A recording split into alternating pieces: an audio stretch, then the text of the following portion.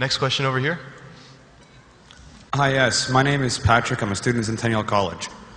My question is, in Islam it says, Jesus Christ, peace be upon him, is not the Son of God. When we are all children of Allah and born of mother and father, for he is only born of a mother, why is he not the Son of God? Brother Patrick asked a very good question, a very important question. He said that why in Islam is Jesus Christ, peace be upon him, not considered as Son of God? When we all are children of God, he being born of a virgin woman, all the more reason should be. See brother, if you tell we are children of God, in that way I've got no problem at all. If you read the biblical language, if you say that we are children of God and Jesus is Son of God, in that context, meaning he is person who follows the commandment of God, most verily all the messengers of God, they are sons of God. But the problem is, if someone says he is not a normal son, but he is the begotten son, then there's a problem. Because if you read the Bible have got sons, the God has got sons by the tons. If you read the Bible, Adam is son of God, Ephraim is son of God, Israel is son of God. It's mentioned in the book of Romans, chapter number 8, all those who are led by the Spirit of God, they are sons of God. That means if you follow the commandment of God, you're a son of God. I've got no problem with that phrase at all. But today, that phrase has been misunderstood. You know, for example, if a young son asks me a question, I said, Beta, son, it's a very good question. He won't mind because I'm elderly, you know. But if I say that begotten son, that means I'm insinuating him. You know, maybe he'll punch me. Fine. So what do you realize? That using the phrase son of God, in the context that we are children of God, we have no problem. So in that context, all the human beings who follow the commandments of God can be called children of God. No problem. But what the Christian says, that no, Jesus Christ, peace, but it's not a normal son. And he quotes Gospel of John, chapter number 3, verse number 16. For God so loved the world that he gave his only begotten son. Whosoever believeth in him shall not die but have everlasting life. Correct, brother? So do you believe Jesus is the begotten son of God? I do. You believe, fine. Now this verse which I quoted, Gospel of John, chapter number 3, verse number 16, it's from King James Version. For God so loved the world that he gave his only begotten son. Whosoever believeth in him shall not die but have everlasting life. Now when you read the Revised Standard Version of the Bible, revised by Thaidu scholars, Christian scholars of the highest eminence, backed by 50 different cooperating Christian denominations, they say that this word begotten is an interpolation, it's a fabrication, it's a concoction, it's an adulteration. Who's saying? Not Muslims, not Hindus. Thaidu Christian scholars of the highest eminence in the Revised Standard Version of the Bible, they say begotten is an interpolation. It's a fabrication, it's a concoction, and they're thrown out of the Bible.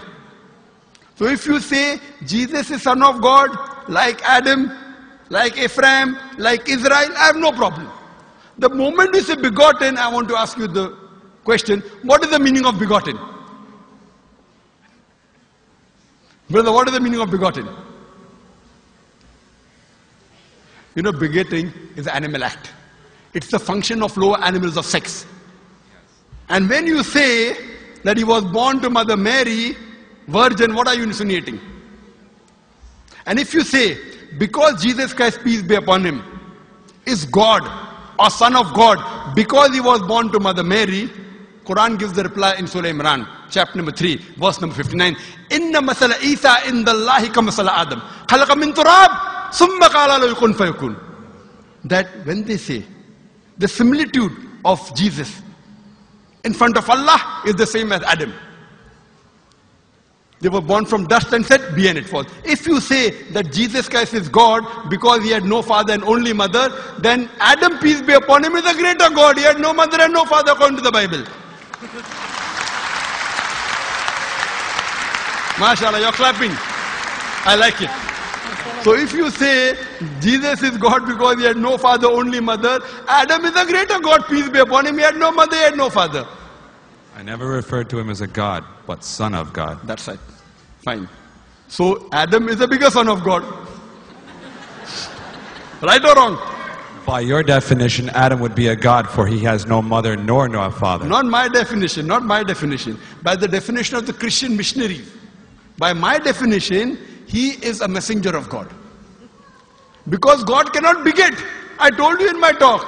Lam yalid wa lam yulad. He begets not, nor is he begotten. The moment God begets, he is not God. Son of God meaning pious person, I agree.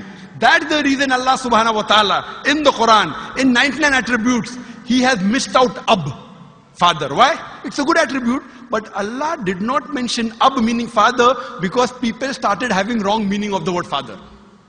So he used the more difficult word Rab, but did not use Ab. Logically it's fine, but Almighty Allah subhanahu wa ta'ala purposely did not use the attribute Ab in the Quran because people will misunderstand. That's the reason English-wise, saying Jesus is the Son of God, meaning messenger of God, I'm with you. But the moment you say begotten Son, I have objection. So you say Jesus is a messenger of God, I say peace be upon him after his name. So I respect Jesus Christ, peace be upon him, more than you, Brother Patrick. Because when I take his name, I have to say peace be upon him. If I do not say that, I'm wrong. So I love Jesus Christ, peace be upon him, more than you. I follow his teaching more than you.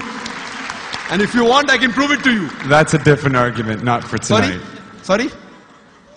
That's a different argument and not for tonight. Okay, fine. I'll give you a few things. Jesus Christ, peace be upon him. Fine? If you read the Bible, he was circumcised on the 8th day. Fine?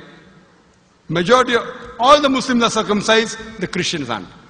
So if you say Christian means a person who follows the teachings of Jesus Christ, peace be upon him, then it's mentioned in the book of Leviticus, chapter number 11, verse number 7 to 8. It's mentioned in the book of Deuteronomy, chapter 14, verse number 8, you should not have pork. It's mentioned in the book of Isaiah, chapter 65, verse number 2 to 5, should not have pork. Muslims don't have pork, most of the Christians have pork. If you read the book of Ephesians, chapter number 5, verse number 18, in the book of Proverbs, chapter number 20, verse number 1, it says you should not have alcohol. Muslims as a whole don't have alcohol, most of the Christians have alcohol. If you say Christian means a person who follows the teachings of Jesus Christ, peace be upon him, we Muslims are more Christian than the Christians themselves. We love him. We respect him.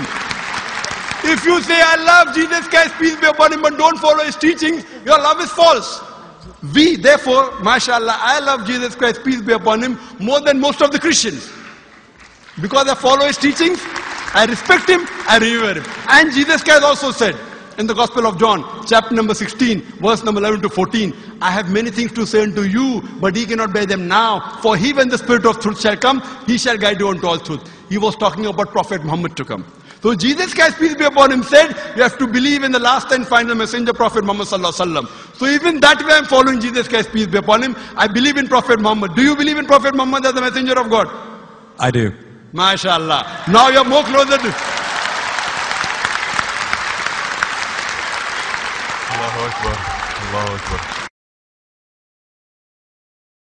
Subhanahu wa ta'ala. Now he wants to say the Shahada, and then we will move on and say after Ashhadu an La ilaha illallah wa ashhad an Muhammad Rasulullah. Rasul Allah. I'm more excited than him. Allahu Akbar. Allahu Akbar. Allahu Akbar. Allahu Akbar. Allahu Akbar. Welcome